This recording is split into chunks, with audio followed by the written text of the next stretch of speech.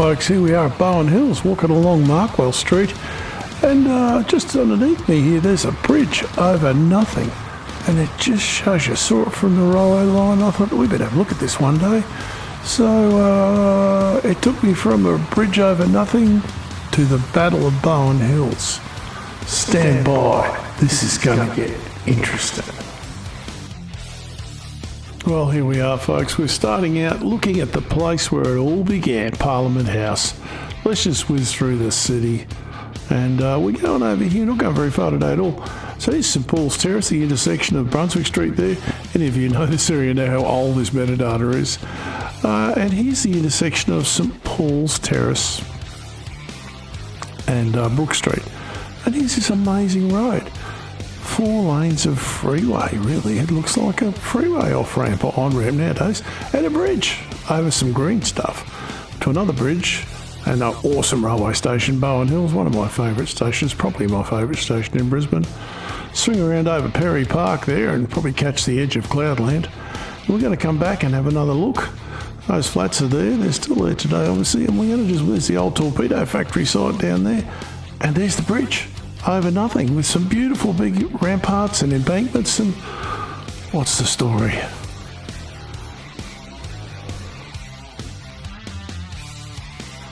So I thought I'd show you a few photos. This is taken by a telephoto lens from down the railway line a bit.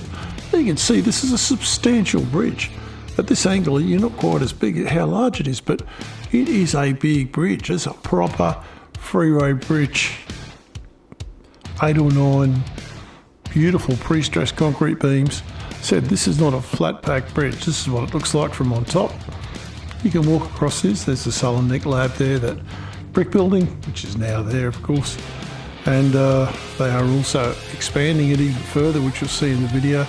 That park's been cut in half. So let's go and have a look. I took some video down there on the weekend. Here we are, folks, under Markwell Street at Bowen Hills. This bridge has always amazed me. It's a very expensive bridge and it goes over nothing. There's nothing here. 2 lanes of nothing. So was there a plan for a freeway or something under here and they thought they'd put the bridge in? Because they've got dirt embankments on both ends and it goes over nothing. It's a construction site at the moment for a building here, Sullen Nicolati's new lab. We're going to look into this. T-Rox doesn't like mysteries. Well, here we are, folks, back at Bowen Hills on the other side now. Here's this bridge. Now, this bridge was put here for a reason. What is the reason? It's a huge bridge. This is not something you buy in a flat pack at Bunnings. This is a huge bridge and it goes over absolutely nothing. It's not, there's a little watercourse there, but they could have put that in a pipe. They didn't need a bridge like this for that. There's the railway line over there. So, here's the mystery. If any of you out there know why this bridge is here, let me know. Because it would have cost them nothing to just keep filling the dirt along here and make a ramp on Markwell Street. Instead, they built this unbelievably beautiful, I might add, structure. No graffiti either. Must be too far for them. Anyway, we'll keep looking. Great Scott indeed, Brad. This was the original Brisbane Freeway lane. The Western Freeway went through Moggle. Political suicide never would have happened. But it's the Central Freeway we're interested in, particularly the bit that runs through Bowen Hills, because it's the only bit that got built. You'll see why. Here it is, and here's our bridge. That's our bridge there, right there. Well, it's not the bridge, that's the bit that goes under the bridge, should be there. But anyway, that's what happened. Let's have a look in history, because, you know, we do a bit of that here. 1936, here's the area. Torpedo factory's there. It's not a torpedo factory then, it's actually the Benedictine stone factory. But there it is, people living there. Dozens of houses with families. Here we are, 1969, people still living there. Houses everywhere. The old torpedo factory's been turned into something else now, but it's still there. Everything's looking good. 1969. I wasn't in Brisbane in 1969. Here we are, 1975. Ooh, I think there's some houses gone here. You might see something about that later. Lots of houses gone. and they're clearing them out. I wonder what for. 1978. All the houses are gone. And you can see the cutting's been made. They've built the bridge. They just haven't put the road on top of it yet. But she's on its way. Nothing else has been done though. Anyway, we'll keep going. 1985. Finished. Cars on it, rocking and rolling. Place is basically a wasteland. So what they do now is they sell off all the rest of the houses. And here we are up in 89. It looks pretty much as it is today. Of course, a bit more development gone, high-rise and all that stuff, which you would think. But who done it?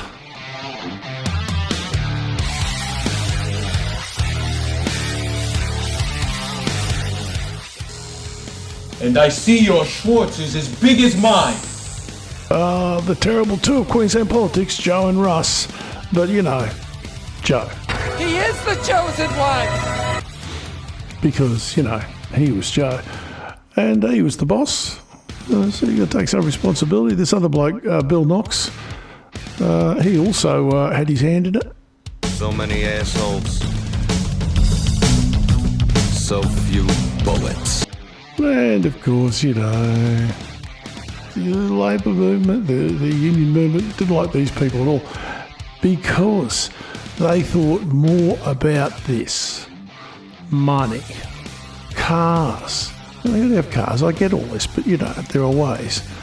They thought more about that than they did about these people. I'm not just talking about by the protesters, the coppers, they hated doing this. I know some guys who were coppers during this time, they hated it. So, I'm going to play you a couple of excerpts from a great film called The Battle of Bowen Hills.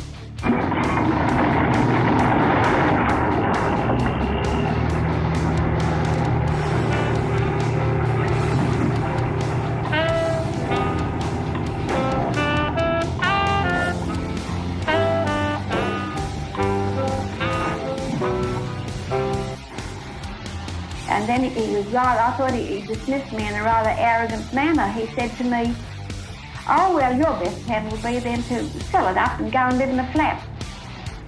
Oh, well, I didn't appreciate that. I wouldn't like anybody in town, any of these people who come and go to work every day in there and to take it upon themselves to tell me how I live. Both Mary Tisdall and Grace Keel still live in the homes they were fighting to save. They mustn't just go single-handed, because if you go single-handed, you're just forgotten as soon as you turn your back away. But if you go as a protest, they've got to listen to you. Well, folks, that's all from me on this one. Walking back again up to the railway station.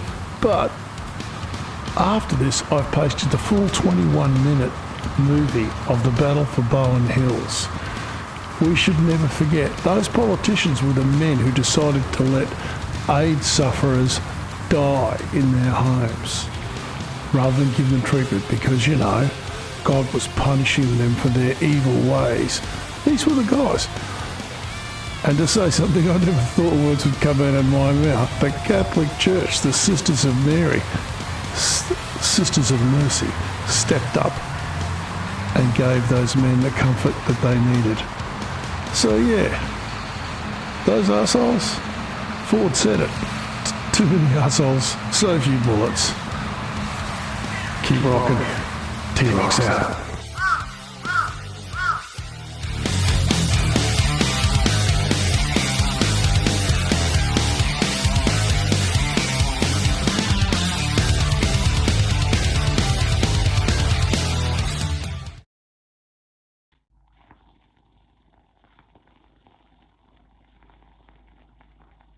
I said, well, I'm not going to allow it to be torn down. It's a good house. And then I thought he dismissed me in a rather arrogant manner. He said to me, "Oh, well, your best plan will be then to sell it up and go and live in a flat." Oh, well, I didn't appreciate that. I wouldn't like anybody in town, any of these people who come and go to work every day in there and to take it upon themselves to tell me how I live. In the early 70s, Brisbane was a symbol of progress. Like many Australian cities, Brisbane had started a massive program of freeway construction. This is Bowen Hills, a working-class suburb. In 1972, the Main Roads Department started to resume land for a freeway.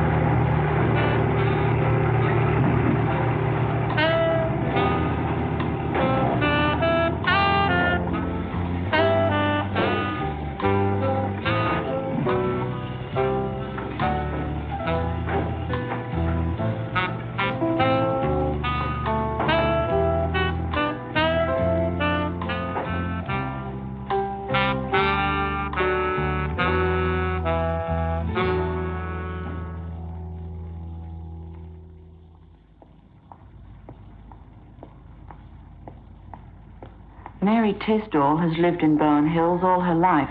In fact, she was born in this house. And all he offered me for the place was $8,000. He said it worked out to about $800 a perch. It's not a very big block, but it's quite comfortable. And I was rather taken back with the small amount of money offered. I knew I could scarcely buy ground for that. So I said, will you get me a house too? He said, no, that is your affair. He said, do what you like with the house. You can do what you like with it, he said. Some people have had their house and land valued, for example, at $8,000. This is for a 16-perch block of land which is within 2 miles of the GPO. Now you can imagine the psychological effect that has on someone. My house is only worth $8,000. That's really terrible. I know it's worth more than that. What happens then is the Main Roads comes back maybe a year later and says, we re-estimated the value of your house. It's now $14,000. The psychological effect is, well, you know, they've increased it by $6,000. $14,000 is a lot more than $8,000, despite the fact that $14,000 is still, objectively, a low estimate. This is what the Main Roads Department first did. Unfortunately, many people did sell out at low prices.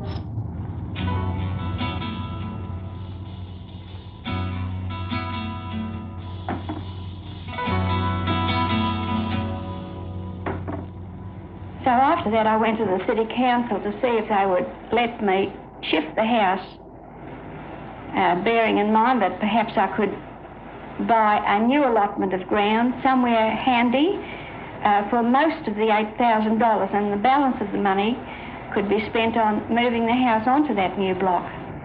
Altogether, using up the $8,000, perhaps with something I'd saved as well. But they said, no, we can't let you do that either. Nobody would want a weatherboard house in a brick area. So I told them I wasn't particularly fussy about getting into a brick area. Surely there are other areas that have wooden houses. But he wouldn't listen to me. So between the MID and the council, I had a very, what they call an unrewarding day.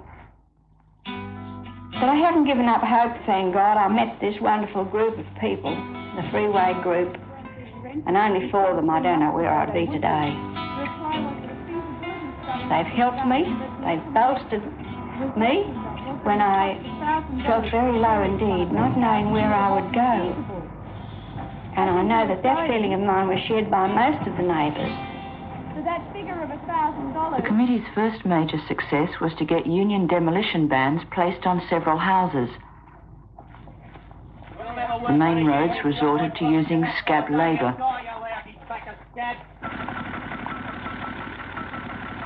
These men didn't know much about demolishing houses.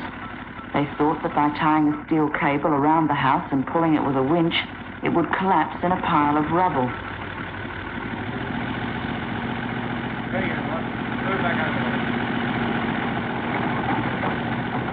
Instead, the house started to collapse sideways onto Giulio Serrazzani's property. he covered all of my place.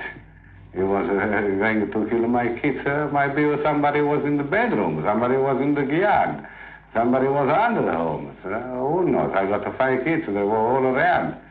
And the place was full of my place, my place.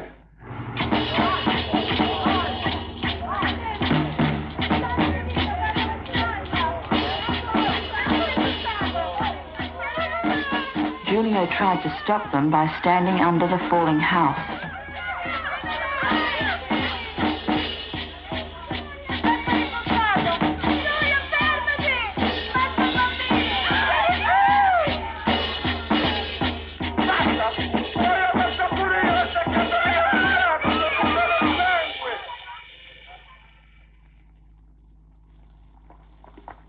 The next day, Commonwealth Police arrived at Julio's home to search for guns and ammunition. They catch me, they send out everybody, they catch me inside with my wife, with my family, and they thought I got machine guns, pistols, everything, you know. So they went around everywhere, under the bed, up the roof, up everywhere. And then they caught my boy. They left me in the kitchen. My wife took my boy in his bedroom and told to my boy, they told to my boy, why is my daddy leave the gun? My boy said, the one is up here. You know, it was the top of the scalpel, you know? Not the scalpel, what do you call drawing the shed, the cap. He said, up here. And they call each other and say, we got. They run to us, you know. It was that the toys he had to supply, you know. My boy, they laughed at themselves, but my boy did all right back then silly. That's the way they are. They seem to have picked on the elderly people and the new Australians, mostly. And they just seem to have picked on them and told them that they want their place to get out. They give them so much. And they got to get out by a certain date. Well, elderly people get terrified, so do our new Australians get terrified when they're spoken to by government people like that. The Minister for Main Roads is Russell Hinds, the second or third most powerful politician in the Queensland government and a possible successor to the Premier, bjelke-petersen. Mr. Hinds, what is your opinion of the freeway protest group? They're all a pain in the neck, but aren't they? Are they? Well, I think they are. I think they are. In fact, I said the other day, I think they're fairies. Why do you think they're fairies? Well, because they seem to be in a wonderland. They seem to have all the answers, but not a practical solution. This concept of a freeway is 25 years old. In fact, it's very dated. For anybody here who thinks Brisbane is going ahead in the modern way, they're applying a very dated concept of transport. Do you think the freeway protest group represents the interests of the people in Bowen Hills? No, they represent a few misguided souls. They generally set themselves up as an authority. They give themselves a name. In most instances, they're, I'm not going to use the word bludgeoning on the community. I have no respect for them whatsoever. They were forced to protest because they could see themselves left by the wayside with nothing. All their life earning their little home and everything that they have achieved in that time to be completely torn down. In mid-1973, the movement took the step, on the request of the residents, of occupying a house in Bowen Hills owned by the Main Roads Department to use as a centre for activities.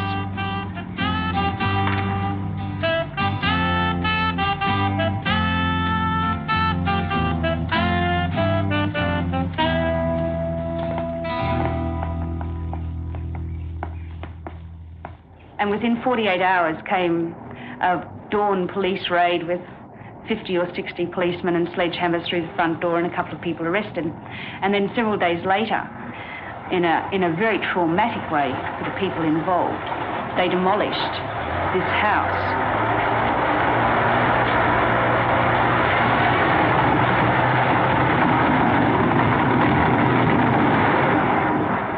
that day of the demolition, all the people in the area stayed home. The residents came and they watched it. The freeway protest movement did nothing except to heckle the scab Labor and the police who were protecting them.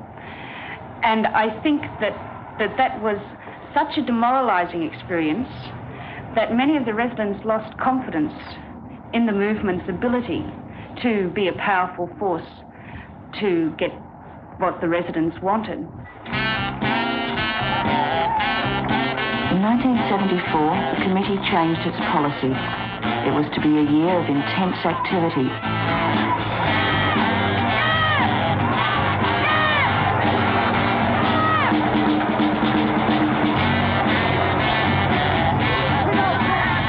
The main roads tried to continue its policy of using scab demolition workers.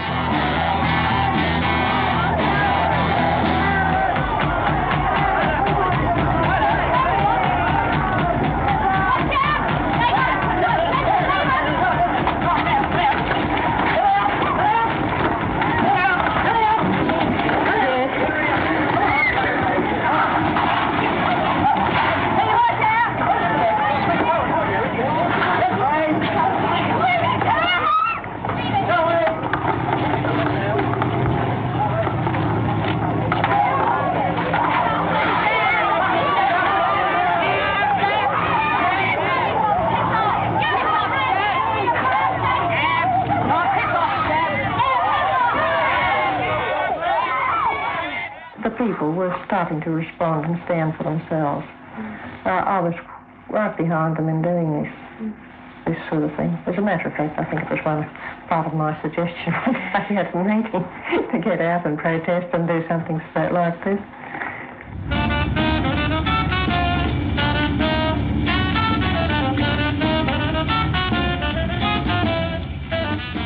Freeways are often built through working-class suburbs.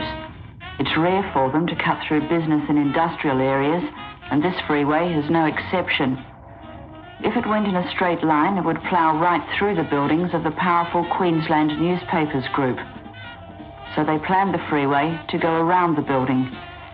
This makes it a quarter of a mile longer than necessary, increases the cost of construction, and destroys another 90-odd homes.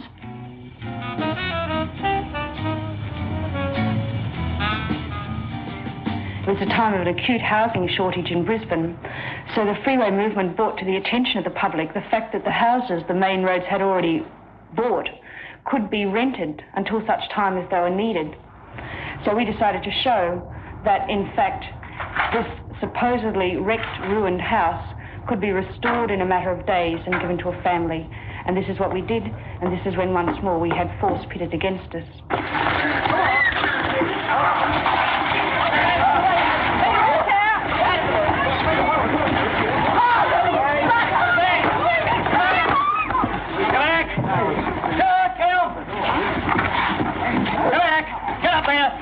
Leave that alone. Get that one, please.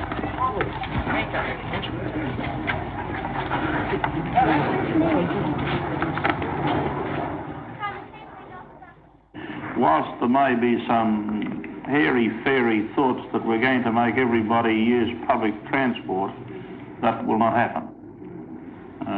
The Australians have indicated in no uncertain terms that they intend to use their motor cars. People use cars because they have little choice. The multinationals make huge profits by making us dependent on this form of transport. Multinationals pressure successive Australian governments to ensure the widest possible use of cars and freeways. Together, they have actively downgraded the development of public transport. That's why we have virtually the same inadequate public transport service today that we had half a century ago. That's all bunk. I mean, you know it, isn't it? The fairies say that, do. Not the realists, the people that own cars and they have a job and they've got to get there, or the families have got to get into work, they use the car. And as for saying that the motor interests or the garage proprietors, somebody like that, are setting up a plot to make people use cars and they shouldn't use them when they're not necessary, that's all hogwash. In 1978, Russell Hinds came under attack in state parliament. Allegations of corruption surrounded his role in the Sanford Valley redevelopment. Mr. Hinds had pushed approval to rezone this area through state cabinet.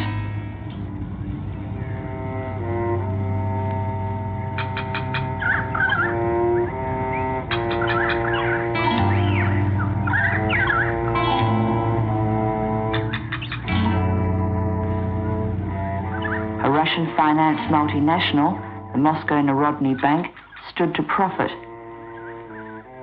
The bank rewarded Hinds with a personal loan of $500,000. He ignored calls for his resignation, and his political career has continued to flourish.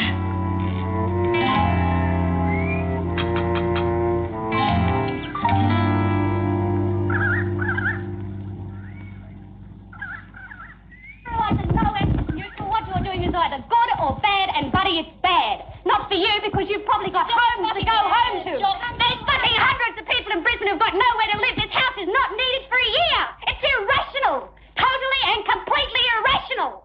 And you're part of it. Don't think you're just doing a job. You're not. You're being used by this government. You're being used by repressive agencies against people.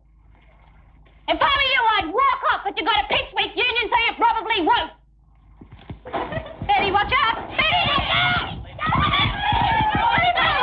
Go, Betty! Go, Betty! Go, Betty! Get out of there! Get out of it!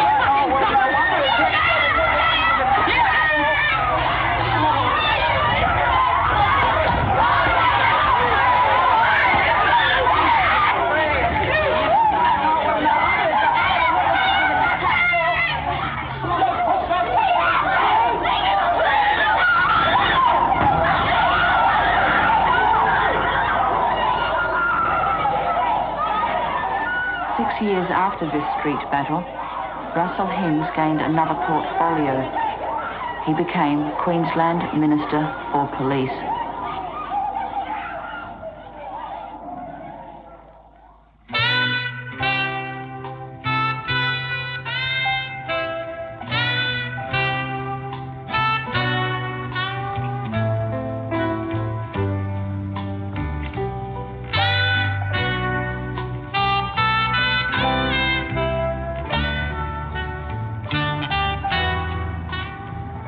This is the same street 5 years later. This overpass bridge is the only part of the freeway ever built. The residents' opposition, coupled with the skyrocketing cost of construction, have stopped the freeway.